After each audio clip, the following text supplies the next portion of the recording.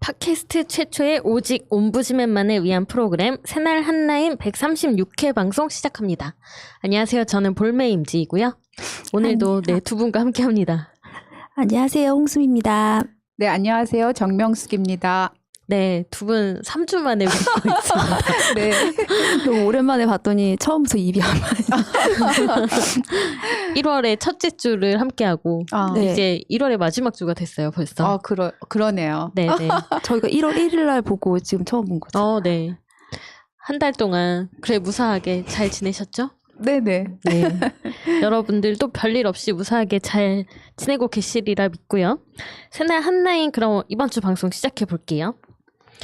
먼저 이슈 아닌 이슈인데요. 제가 가져온 이슈는 이거입니다. 잠깐의 낮잠이 당신을 더 똑똑하게 만든다. 그래서 사실 점심 먹고 혹시 졸리지 않으세요? 많이 졸린데 근데 점심 때는 이렇게 뭐 먹지 않아도 졸리지 않아요? 그냥 한 3시쯤 되면 되게 졸린 것 같아요. 저 점심 먹고 나면 좀 졸릴 때가 많은데 맞아요. 그때 잠 자는 게 도움이 된다고 해요. 그 낮잠이 뭔가 위치에 대한 인식이나 언어 유창성, 기억력 증가 이런 거에서 상당히 좀 이렇게 높게 낮잠을 자지 않는 사람보다 더 높게 나타났다고 하고요. 30분 이내로 낮잠을 자는 거는 심혈관계 부담도 줄여준다. 좋은 거네요, 낮잠이. 그리고 오전에 쌓였던 피로감을 줄여준다. 그래서 오후에 활동할 때 집중력을 높여준다라고 하니까요. 낮에 졸리다고 막 억지로 참지 마시고 졸리면은 그냥 잠깐이라도 눈 붙이시는 게 좋을 것 같아서 알려드리려고 가져왔고요. 저는 점심 먹고 회사 다닐 때 막 10분 이 정도 잠깐 자고 막 이랬거든요. 그러면 굉장히 오래 잔 것 같이 개운하고 하더라고요.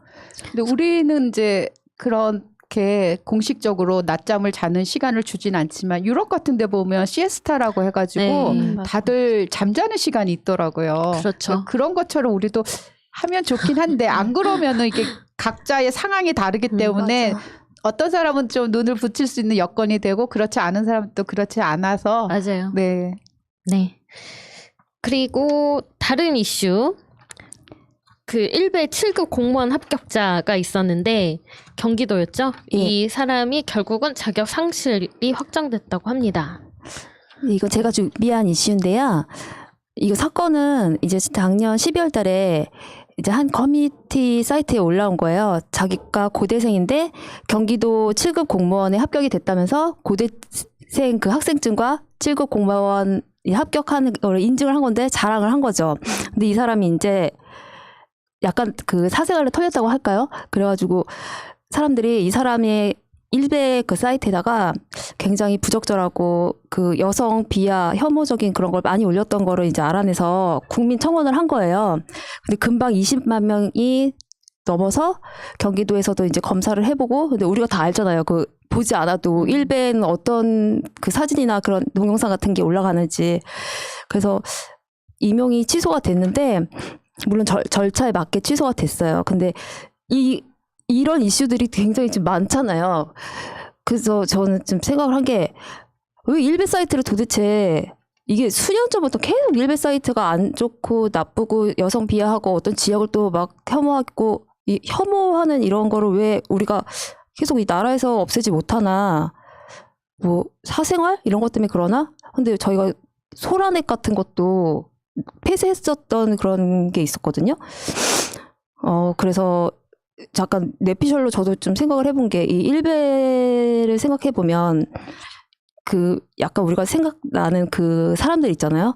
그 전 야당 원내대표였던 지금 서울시장 후보였던 나경원 씨가 뭐 일베 사이트에 폐쇄하면 안 된다, 표현의 자유다, 그리고 달창이라는 막 그 일베 용어도 쓰고, 또 그 의협 그 대표가 최대 집시 그분도 일베 성향이 있다고 뭐 일베라고는 안 하겠지만 일베 성향이 있고 그리고 또 얼마 전에 또 오세훈 시장 후보도 막 그 조선족 비하 발언. 그래서 그 이쪽에 있는 사람들이 그 고위공직자나 이런 쪽에 있는 사람들이 그 일베 성향이나 일베 이쪽하고 같이 뭔가 좀 커넥트가 있는 건 아닐까 하는 제 뇌피셜을 약간 생각해서 도대체 왜 폐쇄를 못하는 거야 하고 생각을 했는데 1시간 전에 보니까 또 김남국 의원도 그 일베 사이트에 대해서 그 오세훈 시장 때문에 그 불거진 거죠. 올렸더라고요. 그래서 이게 법적 근거를 뭔가 만들어야 되지 않나. 아주 화가 나요, 진짜. 이 사람들 하는 거 보면 정말 화가 나. 네, 뭐 소라넷이나 엠번방 같은 경우는 범죄를 모의하고 그 안에서 이렇게 범죄가 일어났다라는 것들이 있기 때문에 폐쇄가 가능했지만 일베는 글쎄 지금 이렇게 광범위하게 표현의 자유로 표현이 되는 것 같은데 너무 이렇게 혐오를 부추기고 이런 것들이 있어서 어느 정도 제재는 가해져야 될 거라고 생각이 들고요. 이 공무원은 또 그것과 별개로 미성년자 성매매 혐의 뭐 이런 것들이 있어서 이건 또 따로 수사가 네네. 된다고 합니다. 네. 다른 이슈. 늘어나는 홈술과 혼술에 대한 이야기를 가져오셨는데요. 네네. 아니 요즘에 또 코로나 이것 때문에 집에 또 머물면서 술을 이제 혼자 드시는 분들이 좀 제법 늘어났다고 하더라고요. 근데 이제 술을 그러니까 기분 좋게 마시면은 괜찮은데 좀 우울한 기분에 이제 술을 마시게 되면 그러한 것들이 자칫하면은 이제 좀 중독으로 연결될 수도 있는 여지가 많아서 네. 한번 가져와 봤는데 지금 이제 뭐 우리가 술도 뭐 좀 체질이 받는 사람이 있고 그렇지 않은 사람이 있다 뭐 이런 얘기들도 하잖아요. 그러니까는 자기의 어떤 주량이라든가 여러 가지 것들을 좀 고려해서 너무 술에 빠지지 않았으면 좋겠다. 예, 특히나 요즘 같은 때 우울하다고 해서 술로 그 시간을 보내려고 하지 않았으면 좋겠다 하는 그런 마음에서 한번 가져와 봤습니다. 네. 그러니까 잘못된 음주 습관이 안 좋은 거죠. 근데 네.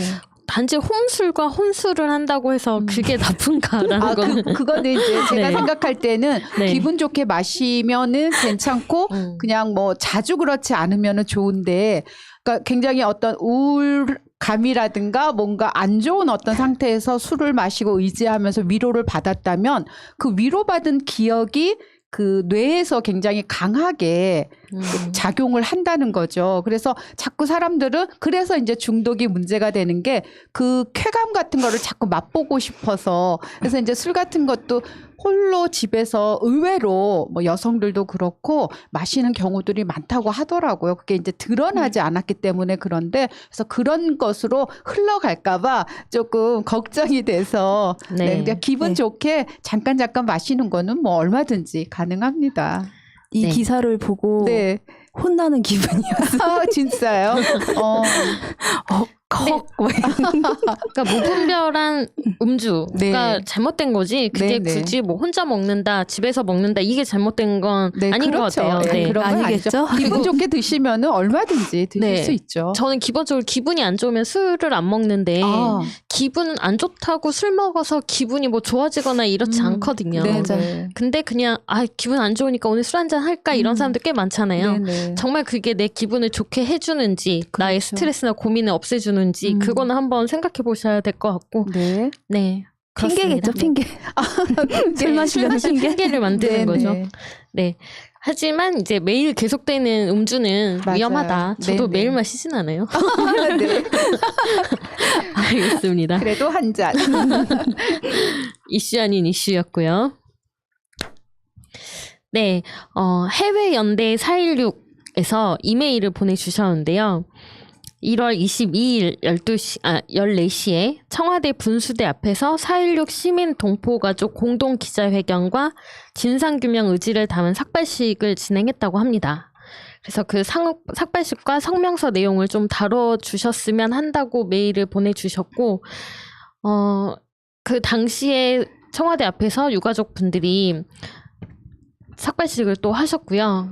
그리고 이제 거기에 대한 기사들이 몇 개 나왔는데 문정부 진상규명 의지 있느냐, 또다시 눈물 지은 세월호 유가족, 세월호 무혐의 처분 용납 못해 대통령이 나서라, 유족들 삭발한 세월호 엄마들의 절규 다 무혐의, 검찰이 범죄 면죄부 줬다, 이런 식으로 이제 기사들은 났고, 그 세월호 특수단에서 그 고 임경빈 군 구조 방기했던 거, 네. 또 박근혜 정부 당시에 국정원이랑 기무사가 유가족들을 사찰했다라는 의혹, 법무부의 세월호 수사 외압 행사 의혹, 이런 등등 여러 가지 사건들이 기소가 됐었는데 17개 중에서 2건만 기소를 하고 나머지는 다 무혐의 처리가 됐어요.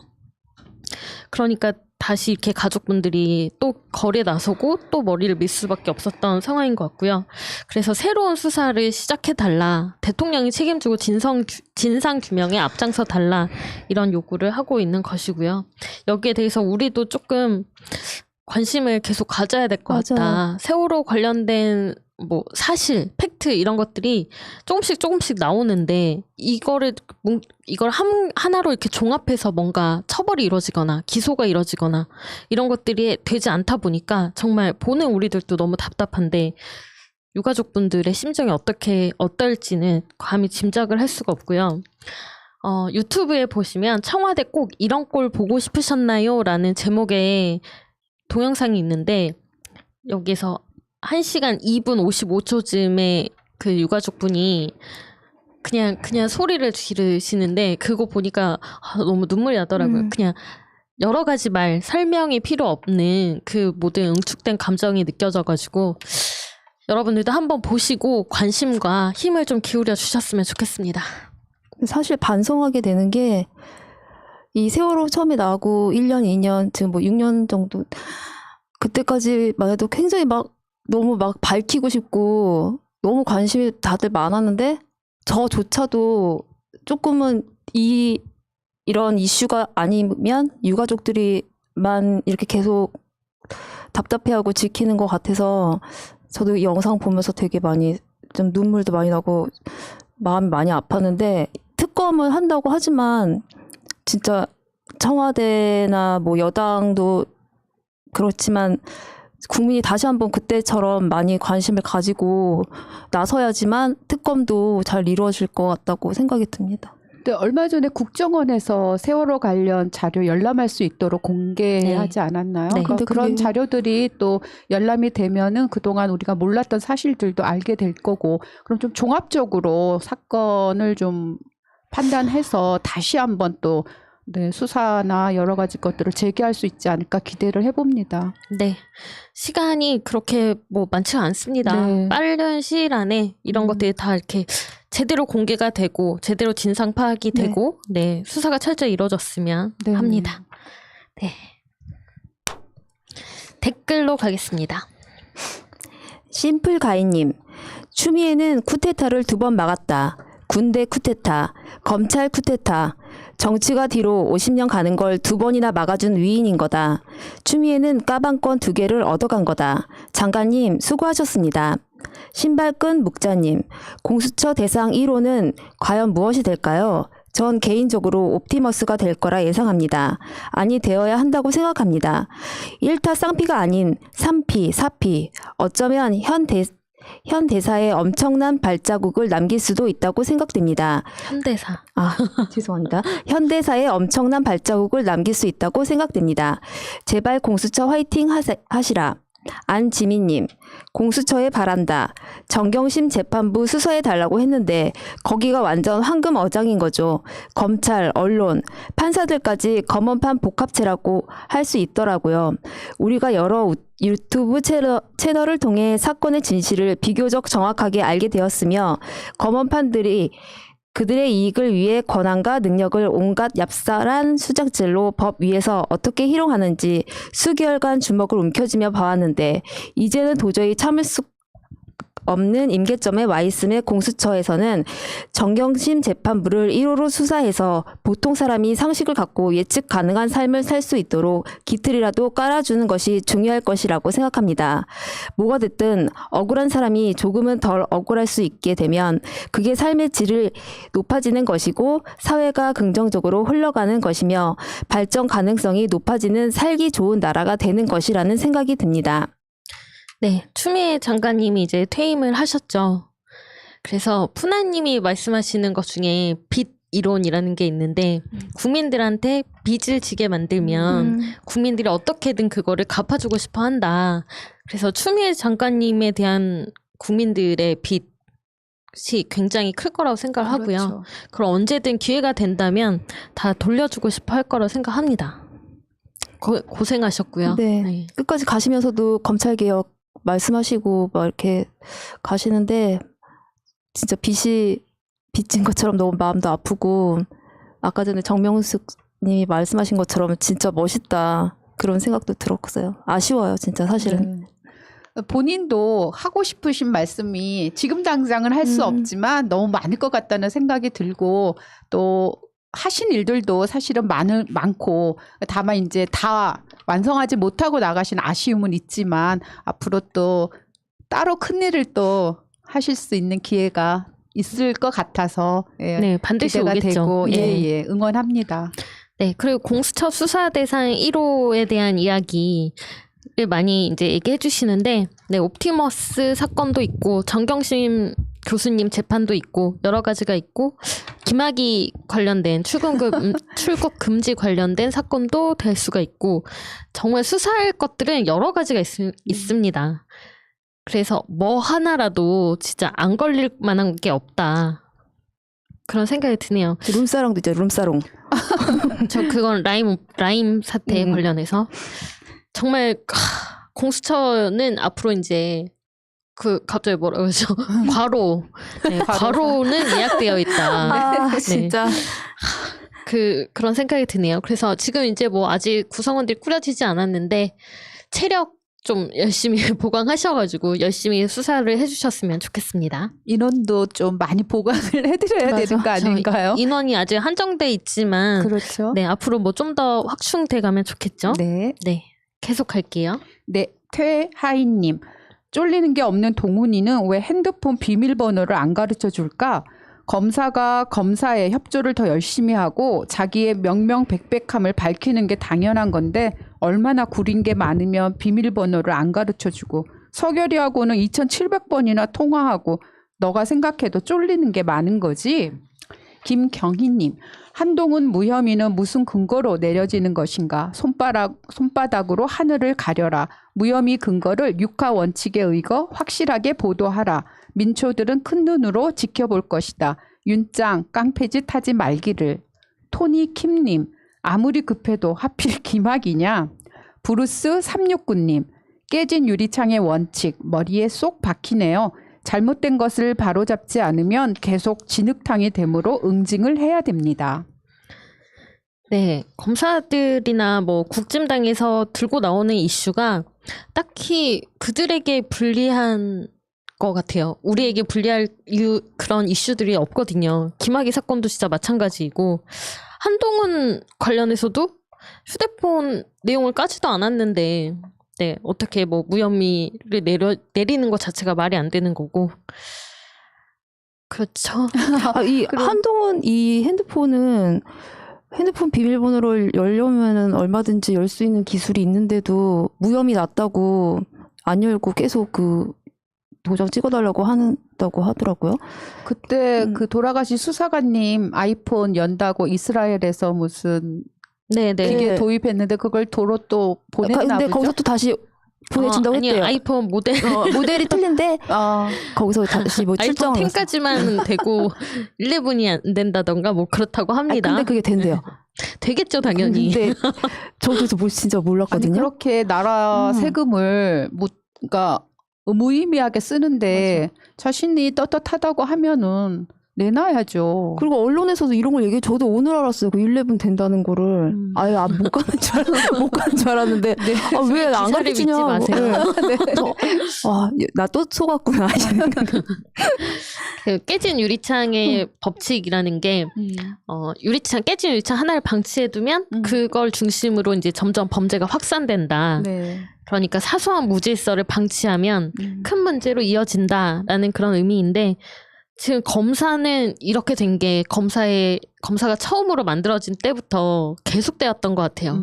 그래서 정말 그 뭐 대검의 모든 유리창이 다 깨져 있을 정도로 지금 그런 상태가 아닌가라는 생각이 드네요. 네네. 근데 이제 사실 이제 브루스 369님의 요 댓글은 그 민족문제연구소 관련해서 나온 댓글이긴 한데 이건 일반적으로 또 이런 곳에도 이렇게 그렇죠. 적용을 할 수 있는 것 같아서 이 주제로 그냥 넣었습니다. 네. 그러니까 뭐든지 초기에 좀 바로 잡을 것들은 바로 잡는 것이 그 호미로 막을 것을 가래로 막을 일은 없게 그렇게 하는 게 좋겠다 싶습니다. 네. 빈센트 198님 물 막는 보에 20조 넘게 푼 기재부는 자영업자들 좀 도와주려고 돈 쓰는데 인색하냐. 김도기님, 그게 국민들이 낸 세금이잖아요. 국민들이 낸 세금을 어려움에 처한 국민들에게 돌려주자는데 왜 난리세요? 그 돈이 지 거세요? 러브 히어로님, 야수님, 저도 지방직 6급 공무원이지만 저는 제 입으로 공무원 나부랭이라고 말해요. 가끔. 고위급 정무직 아니라면 솔직히 까라면 까는 게 맞다고 생각해요. 그러라고 나라에서 월급 받는 거고 부당한 명령이 아닌 이상 정해진 거면 따르는 게 맞지 왜 그러는지. 홍남기 장관님 이해 불가입니다요. 물론 고유의 업무 영역에 혼란이 생기면 항의도 하고 서명부도 돌리고 하긴 하죠. 그건 소속 직렬 내에서 정당한 행위이지 본연의 업무를 놓는 것은 아니거든요. 기재부는 정부보다 더 꼭대기에 있는 행정을 초월한 기관인가요? 웃겨 좀. 네. 웃겨 좀. 기획재정부에서 나오는 이야기들, 홍남기 장관의 이야기들이 국민들의 정서와 너무 동떨어져 있다라는 글들이 굉장히 많았죠. 네, 되게 많이 맞아요. 공감하고 있고. 김도기 님이 말씀하신 것처럼 그 돈이 지 건가? 그렇죠. 왜, 예. 그러니까 좀 그렇게 좀 안전하게 하고 싶은 마음은 이해는 하는데 지금이 비상 상황인데 그렇게 예전에 하던 방식대로 그렇게 하려고 하면은 말이 안 되는 거잖아요, 진짜로.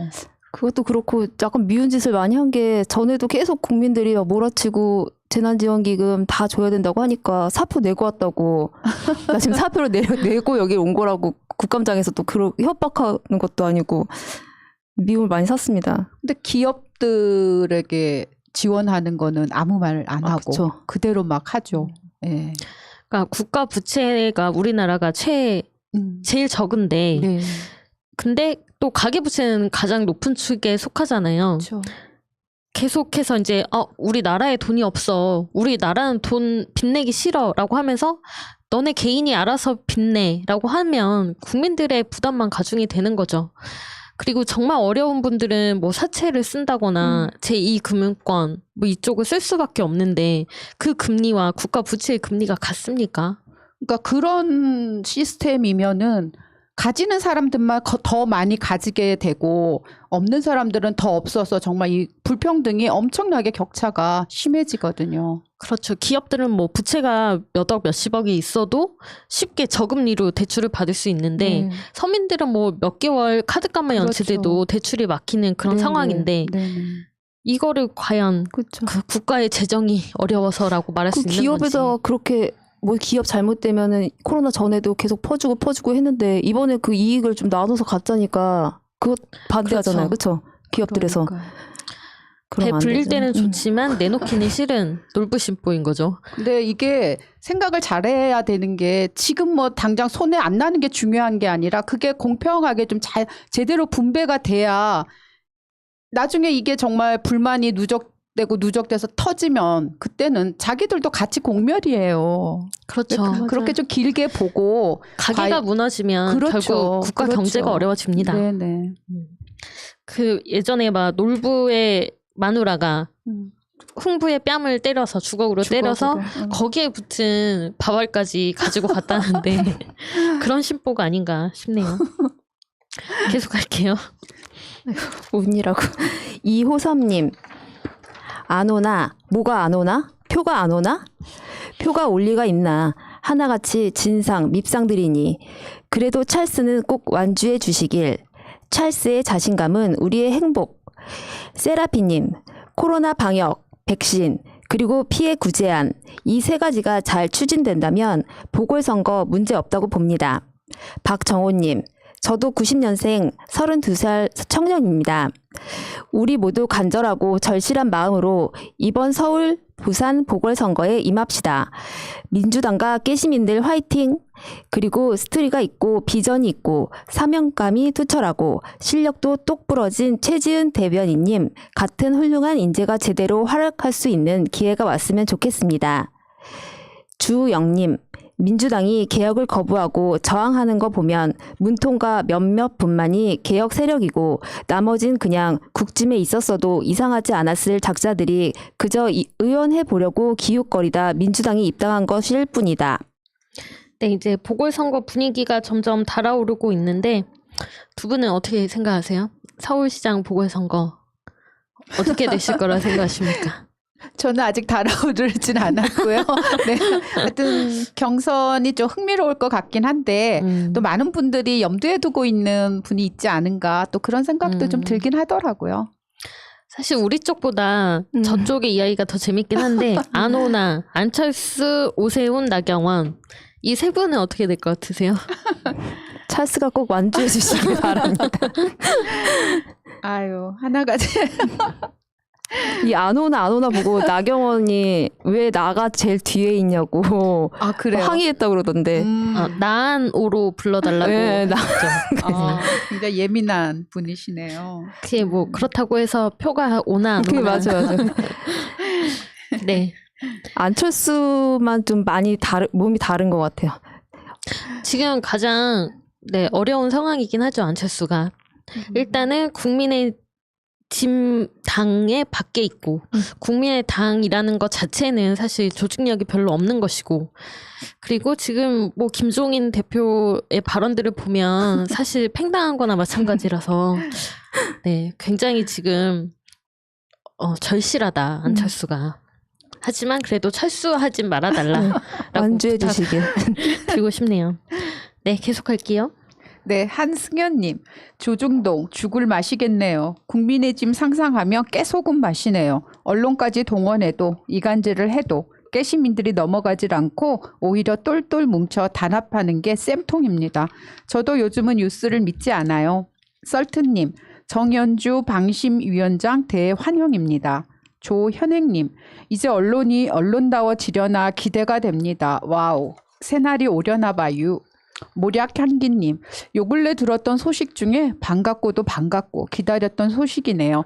이런 날도 오나요? 드디어 언론 개혁에도 물꼬를 트는 건가요? 와, 기대 만발. 네, 아직 그 인사가 나지는 않았지만 그 정연주 전 KBS 사장님이 방송통신심의위원장에 내정됐다라는 소식 때문에 국민의힘 쪽에서는 굉장히 특히 주호영 대표가 이거 안 된다라고 되게 강하게 얘기를 했는데 그렇게 강하게 얘기할수록 이거는 꼭 해야만 되는 인사다라는 반증으로 들리는 거죠. 그리고 우리가 사실 방송통신위원회에 바라는 게 굉장히 많았는데 그렇죠. 기대가 많았는데 맞아요. 그동안에 나왔던 결과들을 보면 이게 뭐지? 라는 것들이 굉장히 많았거든요. MBN도 그렇고 네네. 뭐 채널A나 TV조선이나 이런 것들이 다 징계가 너무 솜방망이 처벌에 그치고 뭐 조건부 재승인을 하고 이런 것들이 굉장히 우리의 뒤통수를 쳐왔는데 방심위에서라도 조금 제대로 된 그런 방송 심의를 해줬으면 좋겠다라는 이렇게 간절함이 들어있는 것 같습니다. 네, 많은 분들이 기대를 하고 계세요. 여전히. 그러니까 네. 가셔서 좀 그 기대에 부응하시는 그런 활동들을 좀 해줬으면 좋겠습니다. 여전히 뭐 종편의 뉴스 채널이나 그다음 뭐 예능 채널이나 이런 곳에서는 진짜 문제되는 발언들이 계속해서 나오고 있거든요. 그런 것들이 지금 아무런 심의도 거치지 않고 아무런 제재도 없이 계속해서 방송이 된다라는 게 굉장히 좀 화가 나는 일이고 거기에 또 세뇌되는 분들이 있다라는 게 너무 좀 안타깝습니다. 이번 방심위 위원장 되고 나서부터 좀 방통위도 제자리를 찾아가기를 그러면서 조금 방송이 정화되기를 바라봅니다. 네, 이우경님. 대한민국의 정의를 위하여 공영방송으로서 보여준 게 뭐가 있나. 더도 말고 정의를 말하란 말이다. 편파 방송을 하라는 것이 아니고 국민 세금으로 운영되면 진실을 말하고 정의를 말하란 말이다. 정경심 교수의 억울한 심정에 대한 진실을 파보란 말이다. 조중동 집단에 속한 기레기와 별반 다를 바 없다. 그러면서 시청료 인상하려거든 정의와 진실을 보도하라고. 기레기 월급 주려고 시청료 인상 절대 못 해준다. 준이 지우 할배님. 이전부터 숙골들은 양보를 하면 엄청난 대가를 지불했었지. 군대에서 만들어진 맨입으로 안 돼. 문화가 전통을 잇는 것은 아닐까. 네, 계속할게요. 늘 여명님. 유튜브에서 보니 주호영은 승강기에서의 기본은 사람이 내리고 타는 게 원칙인데 내리는 사람을 아주 무시하고 막무가내로 밀치고 타는 기본 예의도 없는 국민의힘 원내대표입니다. 본주원님, 캐나다 같은 나라에서는 어설트라고 해서 주호영이 그랬든 누가 그랬든 방송에서 다루어진 사실대로 여기자나 누구에게 손을 대기만 했어도 직위고하를 막론하고 경찰 조사를 통해 노 컨택트 오더, 프레스 차지 요구하면 호영이나 떡대들은 난감하게 된다는데 이건 대부분의 사법도 개판, 검사도 개검, 기자도 쓰레기니 사법의 국민참여재판제도, 국민의원 소환제, 언론의 엄청난 징벌적 손해배상제의 법제화, 그리고 빠른 시일 내 공수처 가동만 되어도 좋겠네. 정윤희님, 박원순 시장님은 아무리 생각해도 너무 억울합니다. 죽은 자는 말이 없으니 짖고 까불고 정말 억울하다는 말밖에는 할 말이 없습니다. 우리 진영은 너무 아까운 분을 잃었습니다. 네, 그 주호영 원내대표 엘리베이터 안에서의 그 동영상 두 분도 다 보셨나요? 저는 못 봤습니다. 저는 좀 아는 분이어가지고 네. 자세 보고 매번 봤는데 이거 완전히 명백하게 뭐 밀던지 만지던지 하여간 그리고 피해자 중심주의라면서요. 기자가 성적 수치심을 느꼈다면 뭐 사과가 됐든 뭐가 됐든 해야지, 아니라고 하던가 사과하던가 해야지. 대응 받침이 처음에 언론에서 하지 말고 받아쓰기도 하지 마라, 고소한다 그러더니 이번에 또 명예훼손으로 이 여기자를 고발했어요. 네. 우리 상식에서 정말 벗어난 행동을 하니까 좀 그런 것 같아요. 그 여기자도 좀 많이 지쳐가지고 정신적으로 안 좋아서 상담도 받고 있다고 하는데 우리가 많이 응원해주고 네. 작은 방송이라고 해도 좀 많이 이 동영상 우리가 보고 말은 할 수 있는 거잖아요. 고발하고 싶으면 하시는 거고. 목소리 조금 해서 갑자기 크게 얘기해서 고발하실 거면 하시든가 이렇게. 하세요. 근데 정말 박원순 시장이 그 일이 있고 나서 여성 단체들에서 친목도 2차 가해라느니 여러 가지 말들을 하지 않았습니까?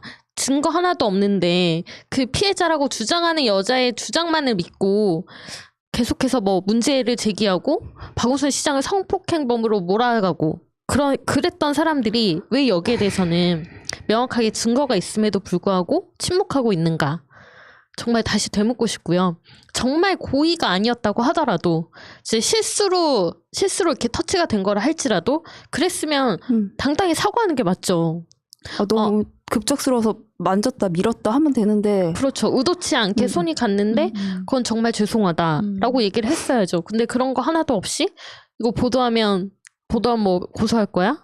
무고야? 약간 이런 식으로 계속해서 주장을 한다면 이게 제대로 된 공당의 원내대표가 할 얘기인가? 계속 이런 식으로 행동을 했었으니까 자기가 뭘 잘못했는지에 대한 그런 인지를 못하고 입 밖에 내면은 가만 안 둘 거야. 그냥 이런 식으로 계속 똑같이 하는 것 같아요. 그렇죠. 상식이 있는 사람이라면 사과를 하는 게 맞다. 그리고 엘리베이터에서 굉장히 막 이렇게 사람을 밀어내는 것 자체가 위험한 행동입니다. 그 뭐 여러 명의 사람이 그것도 뭐 여러 명 한 서너 명이서 한 명을 밖으로 몰아냈는데 그것 자체가 그 문이 열려 있는 상태에서 굉장히 안전에 위협을 가하는 그런 행동인 거고요. 여기에 대해서 사과 한마디 없고 오히려 당당하게 고소 고발을 논한다라는 게 참 어처구니가 없다. 아니 뭐 이수정 그분 데려다가 뭐 성문제 뭐 특조위 만들고 막 이런 것도 이런 일 있을 때 자기네 당에 대해서는 더 객관적이고 균형 있게 해야지.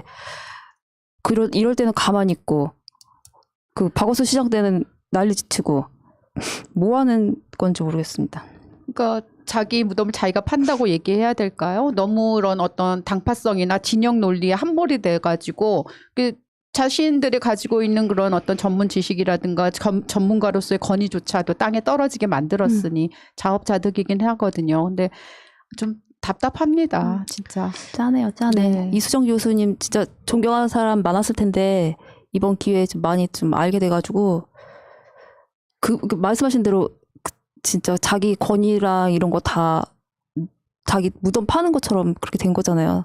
여성 단체들도 짠해요. 마찬가지고 자신들이 했던 말을 지금 그대로 또 받는 거잖아요. 거기에 대해서 아무 대꾸도 없고.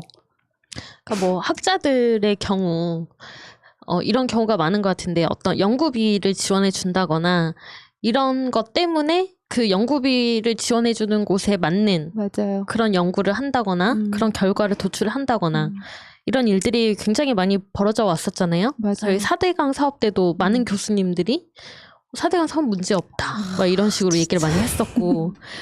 원전 때도 그 어떤 서울대 교수가 그 수소 발생한다고 네네. 얼마 전에 했는데 그 서울대 교수가 아무 문제 없다.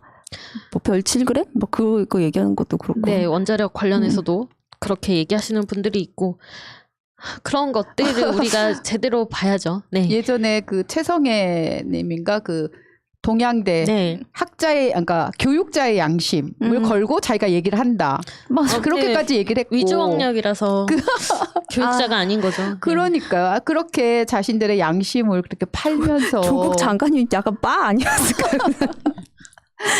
너무 사랑한 나머지 배신 당해가지고 지금. 그러니까 뭔가를 좀 얻어내고 싶었는데 그거를 얻어내지 못하니까 그 감정이 사랑했던 만큼 그 반감이 굉장히 컸던 것 같죠. 정경심 교수님한테도 엄청 막 아우 그리고 짠합니다. 저희가 이제 계속 친일 관련된 그 유튜브도 올리고 있는데 거기에도 보면 그런 친일 사관의 교육을 받고 교육을 계속하는 학자들도 많이 있고 역시 교육과 또 친일 이런 문제가 빠질 수 없는 그런 문제 중에 하나인 것 같아요. 네. 그게 여전히 살아있고 학계에도 아직도 그런 사람들이 많다라는 게 할 길이 정말 멀죠. 네. 계속 할게요. 네, 김은지님. 비례대표가 지역구 의원을 후궁에 빗대다니 기레기 출신이라 그것밖에 안 되는 거다. 지역구 시민들을 무시한 발언이다. 줄 잘 서서 비례대표 된 주제에 11억 고의 누락한 주제에 누굴 검증한다고 쯔쯔쯔. 그린필드님, 일단 여당 의원들은 방송에 나와도 자연스럽고 유머가 있다. 반면에 국진당 의원들은 어쩜 한결같게도 경직되고 막말해 마치 무슨 강박관념 있는 사람들만 같다.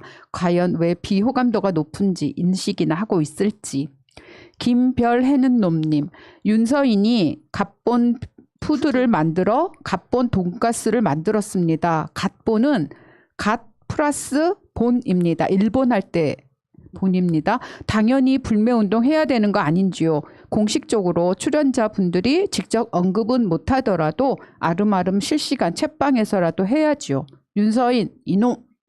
K단님, 한국인으로서 기본적인 애국심이 없는 것을 보면 검은 머리 외국인이었네요. 터진 입이라고 함부로 놀리면 어떻게 되는지 이 기회에 참교육을 시켜야 합니다.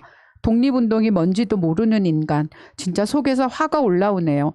나라를 위해 희생을 감수하신 분들 덕분에 우리가 이렇게 나라를 가지고 살 수 있는데 말이죠.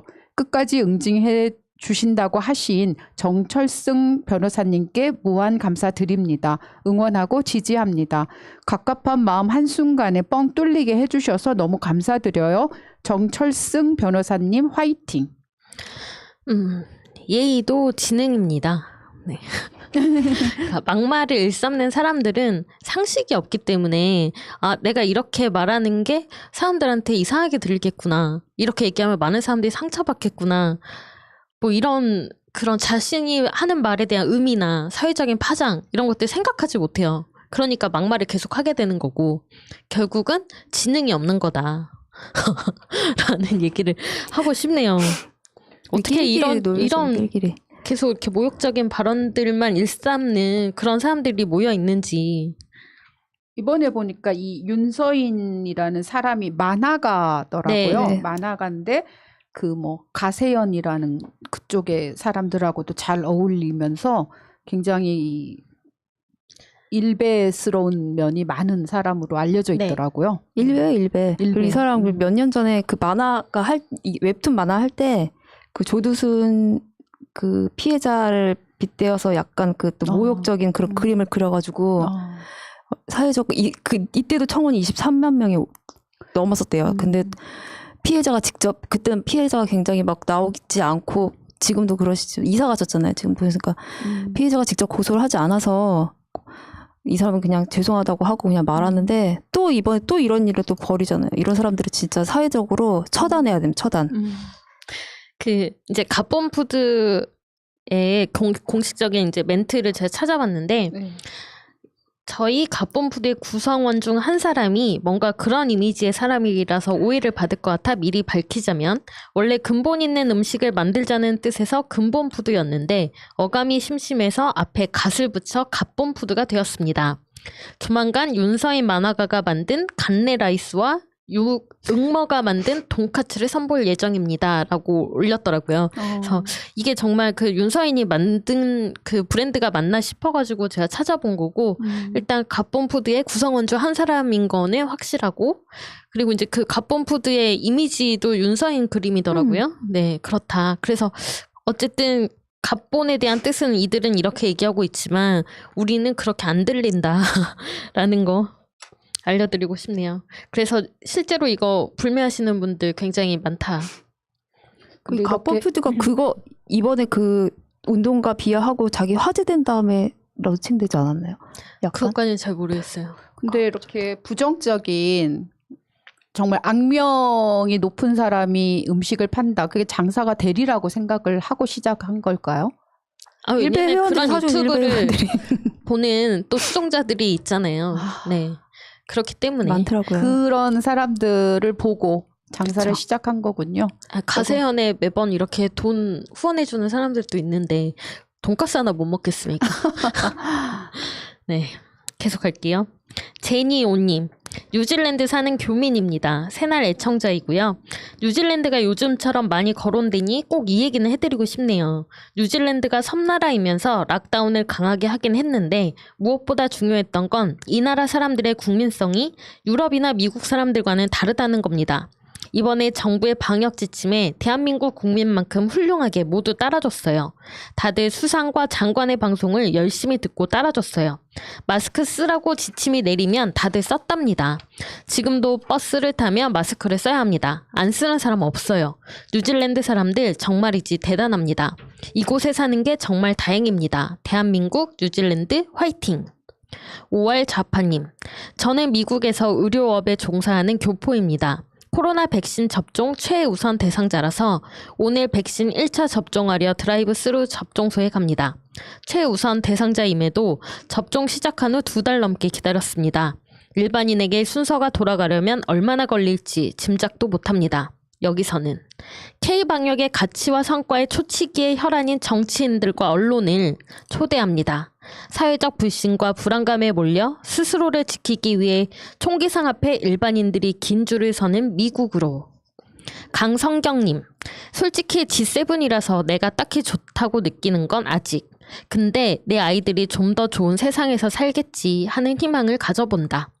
천방산 호랑이님, G7 국가에 진입했는데 국민들은 가난해지는 희한한 사건이다. 다 국민의 짐 덕분이다. 네, 지금 우리 백신 접종 관련해서 그동안 언론들이 정말 난리를 쳤잖아요. 그리고 뉴질랜드 사례를 들면서 뭐 우리나라 그렇게 잘하는 거 아니다. 뉴질랜드 봐라. 약간 이런 식으로 얘기를 하기도 했고 왜 그렇게 남이 잘하는 것만 보는지 모르겠습니다. 우리도 굉장히 잘하고 있고 근데 뉴질랜드 분들은 락다운을 진짜 심하게 하셨잖아요. 그때 차성애 님도 한 달 정도 락다운 했었다라고 하면서 그런 글을 보내주신 게 있는데 그런 락다운을 하고 그걸 또 잘 지키는 국민성이 있었기 때문에 뉴질랜드가 코로나로부터 조금 빨리 해방된 게 아닌가 싶고요. 우리도 그만큼 락다운을 하지 않았음에도 경제를 살리면서 여기까지 잘 하고 있다. 잘 이겨내고 있다. 라고 말씀을 드리고 싶고 그다음에 그렇게 빨리 뭐 백신 접종을 했던 영국이나 미국이나 시작은 빨리 했지만 지금 계속해서 접종이 늦어지고 아직도 많은 사람들한테 하지 못하고 심지어는 최우선 대상자인 이분도 2달 넘게 기다려서 접종을 하는데 이게 1차 시기가 중요한 게 아니잖아요.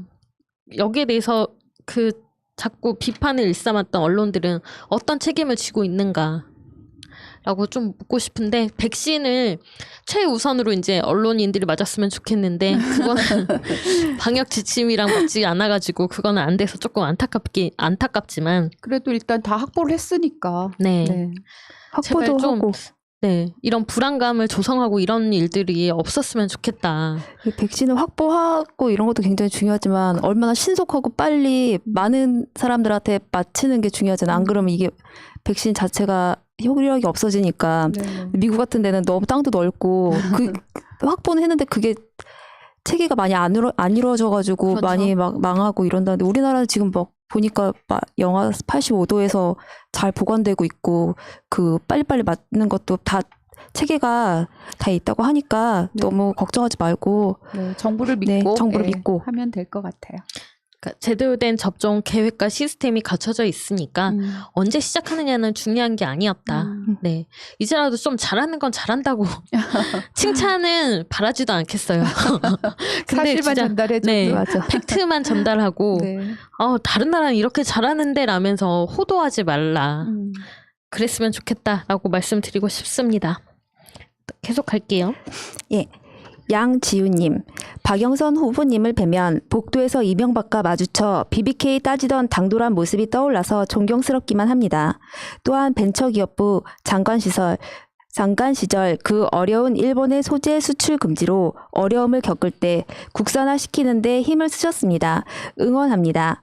셀리정님, 박영선 장관님, 그동안 장관직 잘 수행해 주셔서 감사합니다.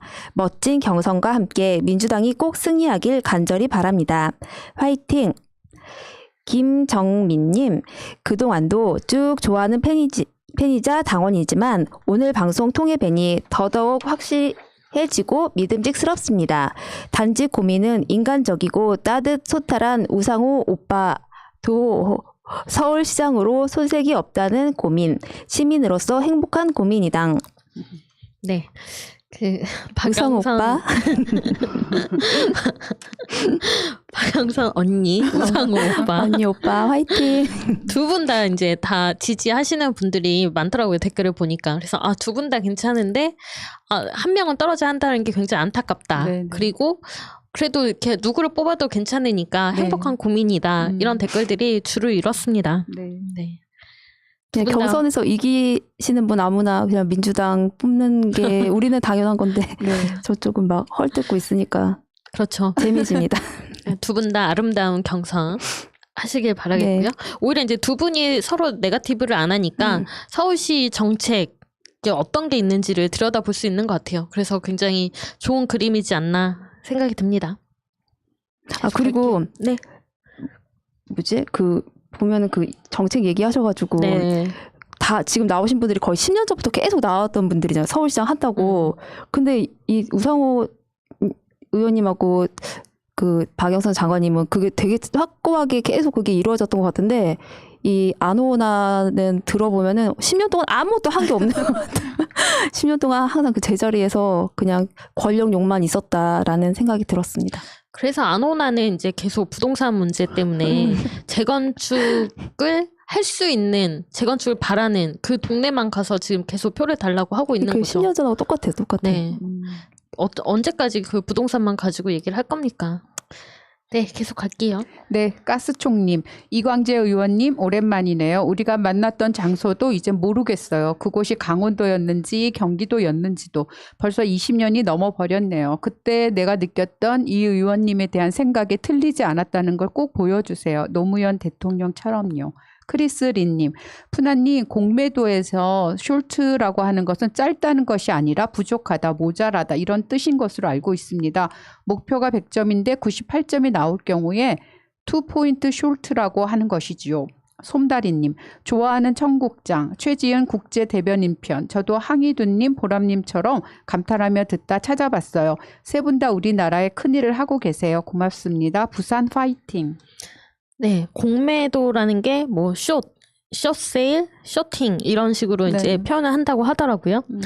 네, 테슬라의 CEO인 알론 머스크도 이렇게 얘기를 했습니다. 오늘 소유하지 않은 집은 팔 수 없고 소유하지 않은 차도 팔 수 없다. 그런데 소유하지 않은 주식을 팔 수 있는가?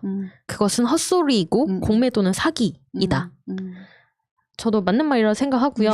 그동안 공매도가 너무 이제 가진 사람들을 위한 그런 제도적인 뒷받침이지 않았나. 그래서 이런 것들을 이번 기회에 다 손봐야 된다. 손 맞아요. 네. 개인 투자자들이 우리나라 사람들은 되게 직접 투자를 많이 하잖아요. 네. 다른 나라와 틀리게 나라의 그 펀드나 이런 거 믿지 못해서 그래서 이 개인들도 공매도 할 수 있는 그런 제도를 확 바꾸기 전까지는 막 이걸 푼다 만다 불안을 조정하지 않는 게 좋을 것 같아요. 네, 근데 이제 여기 크리스님이 댓글 올려주신 거는 그 숄트라고 하는 그 해석에 네네. 그래서 푸나님이 이거를 굉장히 뭐 짧다. 네. 원래 공매도라고 하는 게 빌공짜를 쓰더라고요. 네, 맞아요. 그렇게 해서 그 어원적으로 볼 때 여기서 숄트의 개념은 그 크리스님이 말씀하신 것처럼 부족하다라고 하는 것이 맞는데, 그러니까 그런 공매도라는 게 헤지펀드나 이런 것처럼 굉장히 좀 위험 부담이 큰 거잖아요. 그러다 보니까 이제 푸나님 입장에서는 그러한 것들은 좀 짧은 기간에 단기 투자 뭐 이런 의미로 쓰지 않으셨을까, 예, 그런 생각을 해봤습니다. 네. 네, 여기까지 여러분들이 보내주신 댓글이었고요. 다음 주도 여러분들이 남겨주신 소중한 댓글로 또 찾아뵙겠습니다. 네, 오직 공감분 사연 가겠습니다.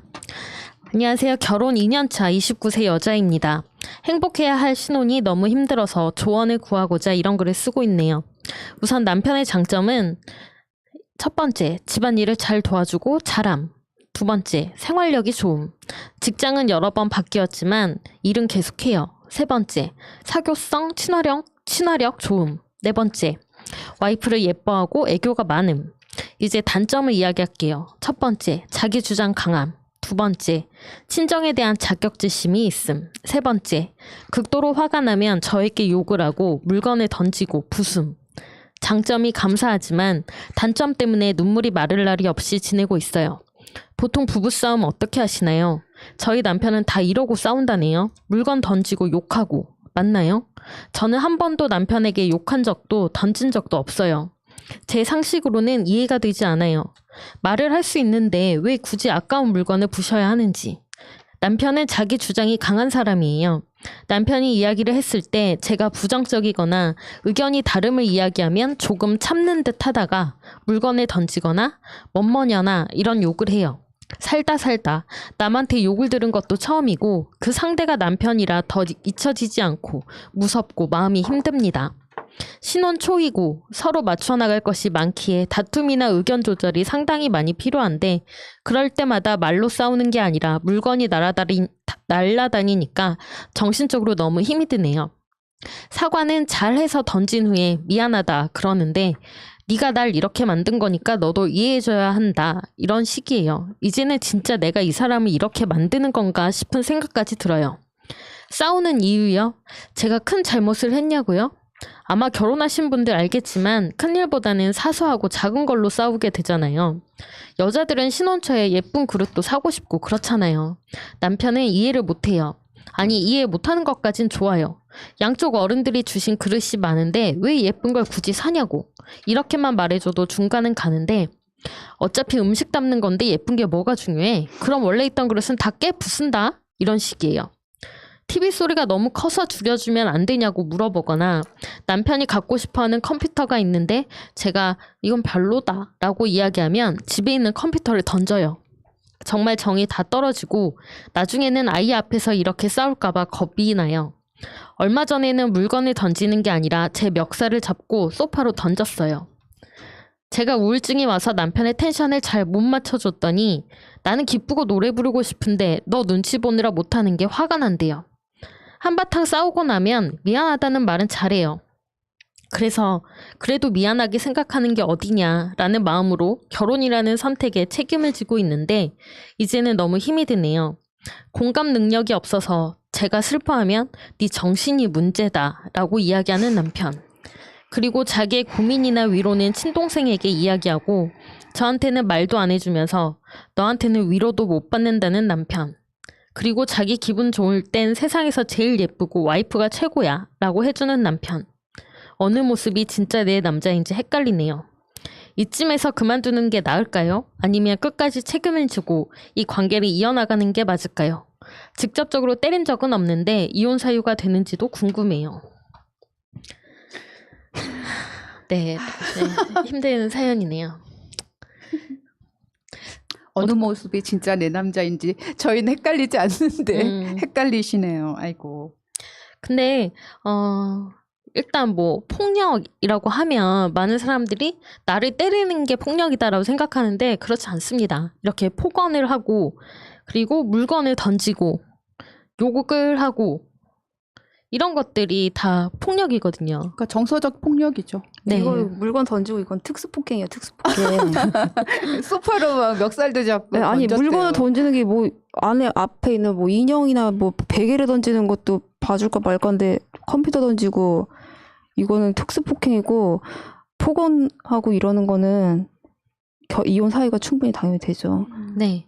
이 사람 그리고 보면 너가 날 이렇게 만들었어. 그러니까 이게 일종의 가스라이팅을 하고 있는 것 같아요. 맞아요. 네, 심리적으로 학대를 하고 있어요. 그러니까 모든 책임이 너 때문이야라고. 그러니까 본인도 나 때문에 남편이 이렇게 됐나라고 약간 죄책감 같은 거를 이제 가지기 시작하잖아. 이거 그래서 굉장히 이거 위험한 맞아. 거거든요. 맞아요. 장점 이거 막 얘기하잖아요. 그 정명숙님이 얘기한 것처럼 벌써 그게 벌써 세뇌가 되는 게 집안일 잘 도와주고 생활력 좋고 생활 좋고 사교성 좋고 친화력 좋은데 직장은 또 여러 번 바꾸고 와이프를 예뻐하고 애교가 많다는 건 무슨 장점인가? 이거 와이프를 예뻐하지 부부 않고 아닌가요? 예뻐하지 않아도 존중만 해도 이 집은 괜찮을 것 같아요. 그리고 사교력과 친화력이 좋은데 직장은 또 자주 바꾸고 이거 얼마나 사람 불안합니까? 이게 뭔가 지금은 뭐 이거 말하고. 장점을 가지고 이 사람이 그래도 낫겠지라고 판단을 해야 될 네네. 시점이 아니라 좀 이게 수준을 좀 높게 봐야 돼요. 이 사람 수준을. 네. 너무 낮은 사람을 높게 지금 남편이니까 생각해서 좀 자꾸 장점을 보려고 하는데 그거를 볼 필요가 없어요. 근데 이제 다만 우리는 이미 결론을 내리지 않았나요? 이 부부는 좀 헤어지는 게 좋겠다라는? 그렇지 당연히 않나요? 헤어져야죠. 예, 그렇죠. 글자로 잔뜩 예, 받고 맞아요. 헤어져야죠. 근데 이제 그 부부니까 일단은 아직은 고민을 하고 있으니까 부부 상담을 숙려 기간을 부부 상담을 받아라. 우리가 지금 봤을 땐 진짜 이게 더 살면 안 되는데 저는 상담도 필요 없다고 생각합니다. 저도요. 예. 지금 이거 가차 없이 왜냐하면 지금 아이가 없는 상태이기 때문에 더 빨리. 그게 이제 필수 과정이 아니고요. 제가 유경험자잖아요. 네. 아이가 있으면 이제 상담이 필수 과정인데 네네. 아이가 없으면 그렇지 않아요. 그리고 이혼 숙려 기간도 한 달이에요. 한 달이요. 네.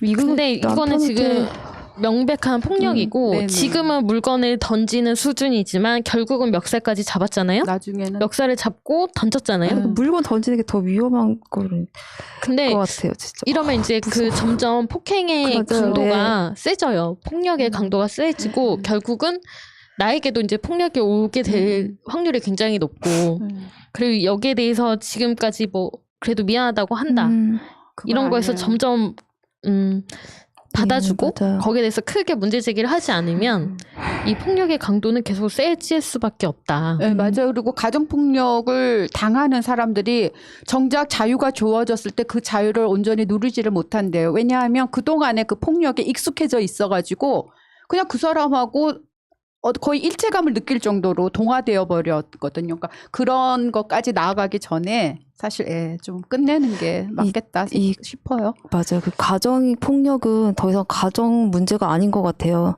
이건 진짜 사회적으로 이 사람 대 사람으로 폭력이라고 생각을 해야 되고 가족 부부끼리 뭐 이런 거라고 생각하는 것도 좀 그렇고 말씀하신 것처럼 폭력을 계속 하고 하면 폭력은 학습화될 거잖아요. 점점 강도가 세지고 당하는 사람은 익숙해지고 그렇죠. 그리고 아이 앞에서 이렇게 하면 어떻게 되겠습니까? 만약에 이 사연자분도 주변에 이제 조언을 구하고 하실 거잖아요. 그러면 어른들이 이런 사람도 있어요. 야, 남자들이 어릴 때는 철이 없어서 물건 던지고 깨부시고 그런 경우도 있어. 나도 그랬어. 근데 나중에 나아져. 이렇게 얘기하는 사람들도 있어요. 근데 그건 그렇지 않습니다. 지금은 과거에 그런 가부장적인 사회도 아니고 그러니까 남편한테 모든 걸 의지해야만 했기 때문에 그런 가부장적 사회에서 여자가 참고 살아야만 했던 그런 일도 아니고 지금 29이면 아직도 굉장히 젊으시고 사회생활 하실 수 있는 분이고 근데 여기에 대해서 그래 물건 던지는 거 정도에 아무 일도 아니야 라면서 넘어가게 되면 계속해서 내가 여기에 이제 학습화돼가지고 결국은 이렇게 계속 이런 생활을 이어갈 수밖에 없다. 그 나중에는 이제 감각도 맞아. 없어져요. 이 정도면 그러니까요. 화냈으니까 뭐 맞아. 또 이런 짓 하네 네. 하고 이렇게 맞아. 넘어가게 되고 그렇죠. 그게 그러다가 무서운 또 거죠. 더 심한 폭력에 노출이 되고 그리고 나이가 어리시니까 주변에 그렇게 결혼하신 친구나 이런 게 많이 없어서 물어볼 사람이 없는 것 같아요. 여기서 결혼하면 다 이런가요? 그러잖아요. 이런 그리고 게 어딨어요. 그리고 요즘 누가 이러고 깜짝 싸우니까. 놀랐어요. 조언을 이런 구할 때도 과정이. 많이 없고 남편이 또 가르쳐 주잖아요. 다 이래.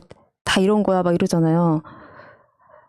그런데 넘어가면 안 되죠. 네, 그러니까 맞아요. 기본적으로 가족이라고 해도 저는 좀 각별한 타인 이렇게 생각을 하거든요. 그러면은 인간으로서 서로 배려하고 존중하고 선을 넘지 말아야 되거든요. 그러니까 이 가정은 너무 선을 넘었고, 이게 뭐 정말로 그 가정을 지키고 싶은 마음이 아니라면 이렇게 너무 힘든 상황이 될 수 있으니까.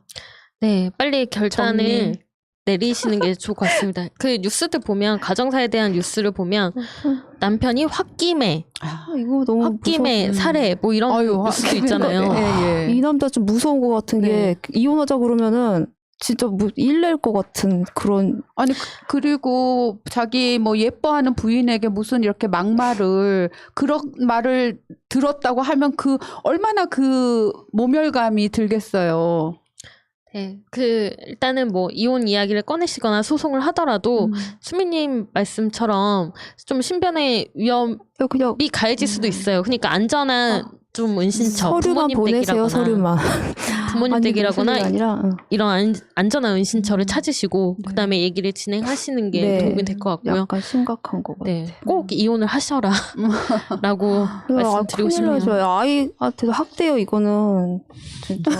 아이는 아직 걱정돼. 없어서 아이가 다행이긴 있으면 한데 진짜 이거 맞습니다. 학대 예, 예. 학대. 아무튼 좋은 사람 만나서 행복한 또 가정 이루는 것도 귀한 일이잖아요. 예, 그러니까 사람 보는 눈을 좀 서로가 높여주는 게 좋을 것 전 같아요. 제대로 된 어른이라면 관계를 맺고 끊는 것도 네. 잘해야 된다고 생각하거든요. 맞습니다. 이거는 정말. 끊어야 되는 일이고요. 음. 꼭 좋은 선택을 하시길 바랍니다. 네. 새날 한라인 136회 방송 여기까지였고요. 시청해주신 여러분 감사합니다. 감사합니다. 고맙습니다. 수고하셨습니다. 수고하셨습니다. 바이러스에게는 마스크가 없다. 어서 가자 바이러스보다 먼저. 그러니 내일보다 먼저 가자. 우리들의 희망을 형제이게 하자.